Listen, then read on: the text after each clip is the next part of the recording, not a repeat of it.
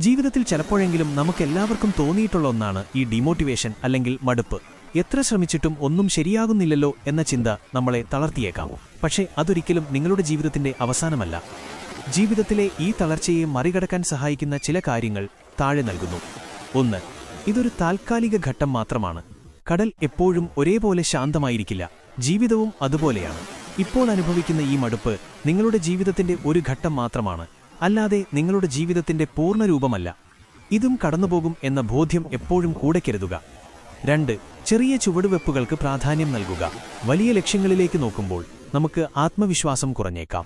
പകരം ഇന്നത്തെ ദിവസം ചെയ്യേണ്ട വളരെ ചെറിയ കാര്യങ്ങളിൽ ശ്രദ്ധ കേന്ദ്രീകരിക്കുക. ഓരോ ചെറിയ വിജയം പൂർത്തിയാക്കുമ്പോഴും നിങ്ങളുടെ മനസ്സിന് ഒരു പോസിറ്റീവ് എനർജി ലഭിക്കും.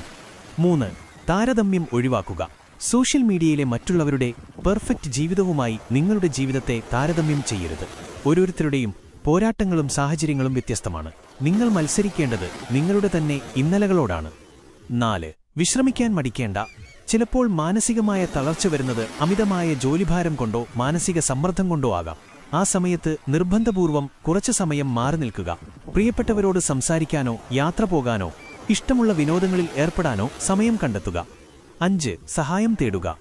എല്ലാം ഒറ്റയ്ക്ക് നേരിടണം എന്ന് വാശി പിടിക്കരുത്. വിശ്വസിക്കാവുന്ന സുഹൃത്തുക്കളോടോ കുടുംബാംഗങ്ങളോടോ മനസ്സ് തുറന്ന് സംസാരിക്കുക.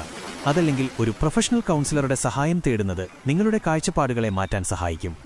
ഓർക്കുക, വീഴുന്നത് ഒരു പരാജയമാണ്, പക്ഷേ